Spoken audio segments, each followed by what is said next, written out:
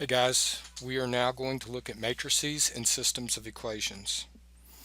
And a system of equation can be written as a matrix. Here's an example. I have a system of equations right here, and I've rewritten it as a matrix. And then I remove the variables, and they still represent. The first spot is x, the next is y.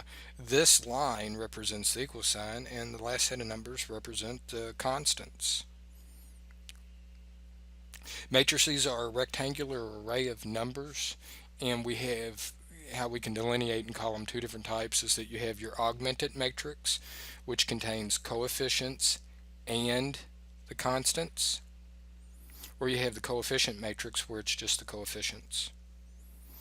Matrices are comprised of rows and columns. Rows go across and columns are going up and down. And I have labeled my rows in orange and my columns in blue. So this augmented matrix is a 2 by 3. We say rows times columns. My coefficient matrix is a 2 by 2. Square matrices are when m equals n, the same number of rows as columns. So my coefficient matrix in this example is a square. The main diagonal. The main diagonal goes from the upper left-hand corner down to the bottom right-hand corner.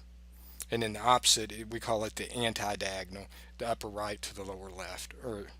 So we will not really deal with the main diagonal and what we're doing, but it's important that I go ahead and introduce these terms so that when you do move on and you do work in more detail with matrices.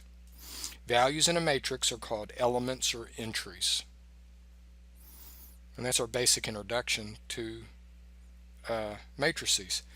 But let's look at an example. Now there's two ways to solve matrices, like solving a system of equation. You have Gaussian or Gauss elimination, or you have Gauss-Jordan elimination. All that I'm going to show you is Gauss elimination.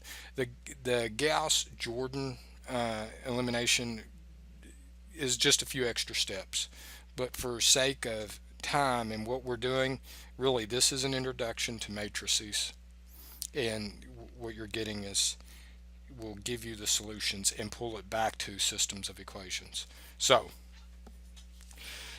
row equivalent operations. This is for Gauss elimination. You have three things that you do here. You can interchange any two rows. You can multiply each entry in a row by the same non-zero constant. It's just like in dealing with their system of equation. I say I'm going to multiply equation 1 by -2. You have to do it to every term in the equation. So that's what it's saying. You have to do it to every term in that row. And you can add a non-zero multiple of one row to another. So these, even though just the words of it make sense, it's hard to be able to picture maybe what each one means. So let's look at an example and be able to look at, okay, what are we doing in this example that applies to these rows? So I'm given a system of equation and I'm going to solve it using matrices. Well, the first thing is numbers in the column, in the first column rather, need to be multiples and in ascending order. And my final product needs to look like this.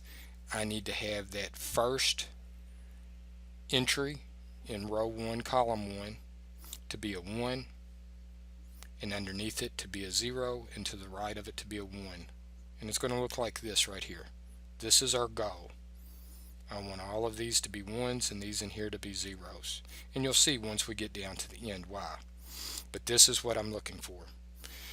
So the first thing I need to do is to get these to be multiples and in ascending order. And multiples are like your multiplication tables. 2, 4, 6, 8, 5, 10, 15, 20. I need them to be multiples. Once I have that, I'm setting myself up for work that is easier. So let's begin. The first thing I'm going to do is I'm going to interchange row 1 and row 2 to make them ascending. And that was interchange any two rows. So I interchange the rows. I now have 3, -1, 2, 3, -1, 2, and I flipped it with 4, 2, 11, 4, 2, 11. So now I'm going to create them to be multiples of each other. 3 and 4 are not a multiple. So what I'm going to do is I'm going to multiply row 1 by 2. So that'll make that become 6. And then I'll multiply row 2 by 3, and that'll make it become 12. 6 and 12 are multiples. What I do to one entry or element in a row, I have to do to all of them. So 2 times 3, and see, I wrote the math up here. Now this right here, I should probably explain. With the matrix, I make the matrix, and then to the right of it, I write what I'm getting ready to do. I'm saying I'm interchanging those rows, and in the next matrix I write, I have those rows interchanged. Here I'm saying I'm multiplying row 1 by 2 and row 2 by 3. Here's my work up here. I usually write it to the side or over it, because these, once you get larger matrices, you can easily have a page, 2 pages to do all your steps. So I'm distributing my 2 through all the entries in that row, and I'm distributing a 3 to all the entries in the row, and this is what I have. The reason I did that again was the numbers in the first column need to be multiples in ascending order, smallest to largest. And now I'm set up. It's going to be much easier to solve. So first thing I want to do is I want to make that 6 turn into a 1. So I'm going to multiply row 1 by 1/6. So I multiply through by 1/6 to each of the terms. And that gives me 1, -1/3, 2/3. Once I have that first entry in the row and in the column as a 1, I'm going to use that to make this become a 0. So what I will do is I'm saying I'm going to multiply row 1 by a -12 and add it to row 2. Multiplying row 1 by a -12 doesn't change row 1. I'm using this to change row 2. So whenever I multiply row 1 by a -12, this is what I get. A -12, a 4, and an 8. Then I add them together. This is why I'm doing it, because it turns that 12 into a 0. I end up with 0, 10, 25.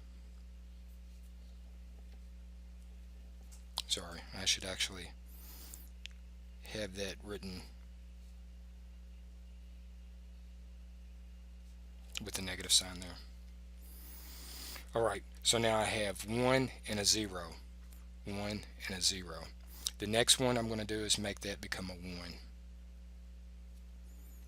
And how do I make that become a 1? I multiply row 2 by 1/10. 1, 0, 1. This correlates to X, first column. Second column correlates to Y.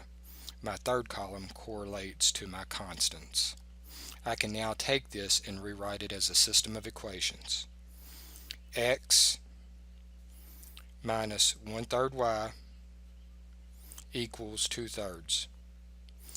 And for row 2, I say Y equals 5/2.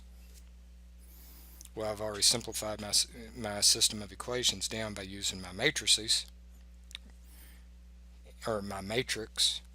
I now have Y isolated as a value. I can simply take it and plug it into this equation and solve for X. I end up with my answer, 3/2, 5/2. Again, these are telling me what I'm doing to this matrix to get this matrix. The only part that may be difficult at first to wrap your mind around is I am not changing equation 1. My whole point was to get that to a 1. If I actually rewrite it and have a -12, I'm caught in a loop. I will never get this stuff done. So it is simply saying I'm going to multiply it and then add it to change row 2. Again, I want to get a 1 here first, then a 0, then a 1, then a 0, a 0, then a 1. And you can do this it doesn't have to be isolated individual steps. If you can make a lot of this happen in one step, do it in one step. Okay guys, watch your publisher's videos, critically think and structure your homework, and good luck on this homework.